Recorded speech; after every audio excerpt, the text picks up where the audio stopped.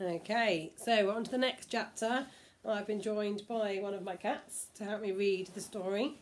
Okay. Right there, dear. Right. Chapter 6, the next section. Harry watched the girl and her mother disappear as the train rounded the corner. Houses flashed past the window. Harry felt a great leap of excitement. He didn't know where he was going, but it had to be better than what he was leaving behind. The door of the compartment slid open, and the youngest red-headed boy came in. "Anyone sitting there?" he asked, pointing at the seat opposite. "Everywhere else is full." Harry shook his head and the boy sat down.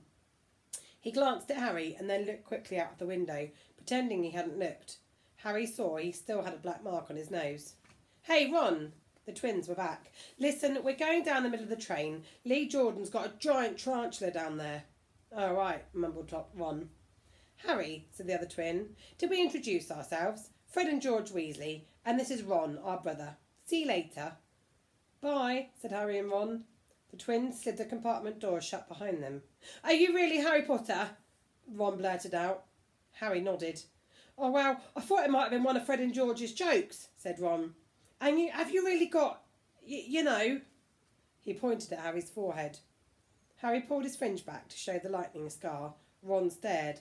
"So that's where you know who—" "Yes," said Harry, "but I can't remember it." "Nothing?" said Ron eagerly. "Well, I remember a lot of green light, but nothing else." "Well," said Ron. He sat and stared at Harry for a few moments. Then, as though he suddenly realised what he was doing, he looked quickly out of the window again. "Are all your family wizards?" said Harry, who found Ron just as interesting as Ron found him. Yes, I think so," said Ron. "I think Mum's got a second cousin who's an accountant, but we never really talk about him." "So you must know loads about magic already?"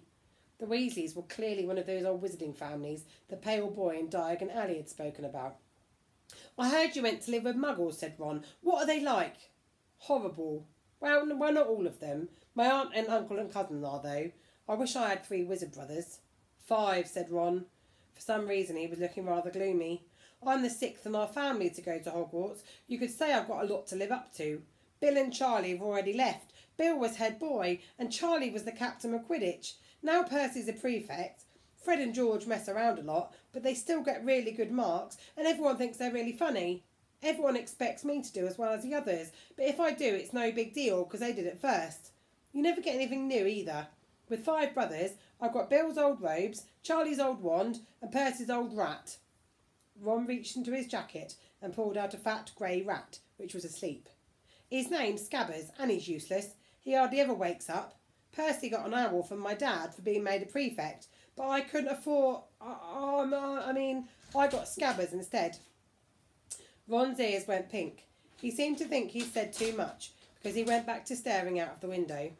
Harry didn't think there was anything wrong with not being able to afford an owl. After all, he'd never had much money in his life until a month ago, and he'd told Ron so, all about having to wear Dudley's old clothes and never getting proper birthday presents. That seemed to cheer Ron up. "And until Hagrid told me, I didn't know anything about being a wizard, or my parents, or Voldemort." Ron gasped. "What?" said Harry.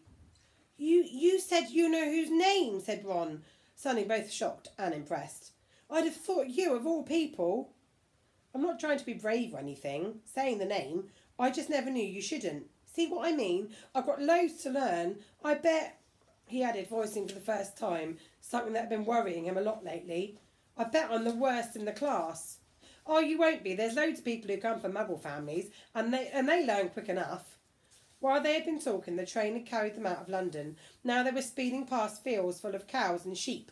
They were quiet for a time, watching the fields and lanes flick past. Around 12:30 there was a great clattering outside in the corridor, and a smiling, dimpled woman slid back through the door. "Anything off the trolley, dears?" Harry, who hadn't had any breakfast, leapt to his feet, but Ron's ears went pink again, and he muttered that he brought sandwiches. Harry went out into the corridor. He had never had any money for sweets with the Dursleys, and now that he had pockets rattling with gold and silver, he was ready to buy as many Mars bars as he could carry. But the woman didn't have any Mars bars. What she did have were Bertie Bott's every flavoured beans, Droobles, best blowing gum, chocolate frogs, pumpkin pasties, cauldron cakes, licorice wands, and a number of other strange things Harry had never seen in his life. Not wanting to miss anything, he got some of everything and paid the woman 11 silver sickles and 7 bronze nuts. Ron stared as Harry brought it all back to the compartment and tipped it onto an empty seat. "Hungry, are you?" "Starving," said Harry, taking a large bite out of a pumpkin pasty. Ron had taken out a lumpy package and unwrapped it. There were 4 sandwiches in there. He pulled one of them apart and said, "Oh, she always forgets I don't like corned beef." "Swap you for one of these," said Harry, holding up a pasty. "Go on." "Oh, you don't want this, it's all dry," said Ron. "She hasn't got much time," he added quickly. "You know, with the 5 of us." "Go on, have a pasty," said Harry, who had never had anything to share, or indeed anyone to share it with. It was a nice feeling sitting there with Ron, eating their way through all of Harry's pasties and cakes. The sandwiches lay forgotten. "What are these?" Harry asked Ron, holding up a pack of chocolate frogs. "They're not really frogs, are they?" He was starting to feel that nothing would surprise him. No, said Ron, "but let me see what the card is. I'm missing a gripper." "What?" "Oh, of course, you wouldn't know. Chocolate frogs have cards inside them, you know, to collect. Famous witches and wizards. I've got about 500, but I haven't got a gripper or plotomy." Harry unwrapped his chocolate frog and picked up a card. It showed a man's face. He wore half-moon glasses and had a long, crooked nose, long, flowing silver hair, a beard and a moustache. Underneath the picture was Albus Dumbledore. "So this is Dumbledore," said Harry. "Don't tell me you've never heard of Dumbledore," said Ron. "Can I have a frog? I might get an Agrippa. Thanks." Harry turned over the card and read, "Albus Dumbledore, currently headmaster of Hogwarts, considered by many the greatest wizard of modern times. Professor Dumbledore is particularly famous for his defeat of the dark wizard Grindelwald in 1945, for the discovery of the 12 uses of dragon's blood, and his work on alchemy with his partner Nicholas Flamel. Professor Dumbledore enjoys chamber music and tenpin bowling." Harry turned the card back over and saw, to his astonishment, that Dumbledore's face had disappeared. "He's gone!" "Well, you can't expect him to hang around all day," said Ron. "He'll be back.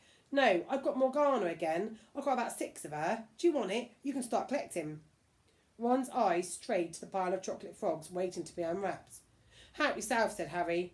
"But in, you know, the Muggle world, people just stay put in photos." "Do they? What, they don't move at all?" Ron sounded amazed. "Weird." Harry stared as Dumbledore sidled back in the picture on his card and gave him a small smile. Ron was more interested in eating the frogs than looking at the famous witches and wizards, but Harry couldn't keep his eyes off them. Soon he had not only Dumbledore and Morgana, but Heinz de Woodcroft, Alberic Grunion, Curse, Parisius and Merlin. He finally tore his eyes away from Drudius Cyndia, who was scratching her nose, to open a bag of Bertie Bott's every flavour beans. "You ought to be careful with those," Ron warned Harry. "When they say every flavour, they mean every flavour. You know, you get the ordinary ones like chocolate and peppermint and marmalade, but you can get spinach and liver and tripe. George reckons he had a bogey-flavoured one once." Ron picked up a green bean, looked at it carefully and put it into a corner. "Ugh! See? Sprouts." They had a good time eating the every flavour beans. Harry got toast, coconut, baked beans, strawberry, curry, grass, coffee, sardine, and was even brave enough to nibble the end of a funny grey one. Ron wouldn't touch it. Turned out to be pepper. The countryside was now flying past the window, was becoming wilder. The neat fields had gone. Now there were woods, twisting rivers and dark green hills. There was a knock on the door of their compartment, and the round-faced boy Harry had passed on platform 9 3/4 came in. He looked tearful. "Sorry," he said, "but have you seen a toad at all?" When they shook their head, he wailed, "I've lost him. He keeps getting away from me." "He'll turn up," said Harry. "Yeah," said the boy miserably. "Well, if you see him—" He left. "Don't know why I'm so bothered," said Ron. "If I brought a toad, I'd lose it quick as I could. Mind you, I brought Scabbers, so I can't talk." The rat was still snoozing on Ron's lap. "He might have died, and you wouldn't know the difference," said Ron in disgust. "I tried to turn him yellow yesterday, to make him more interesting, but, well, the spell didn't work. I'll show you, look." He rummaged around in his trunk and pulled out a very battered-looking wand. It was chipped in places, and something was glinting from the end.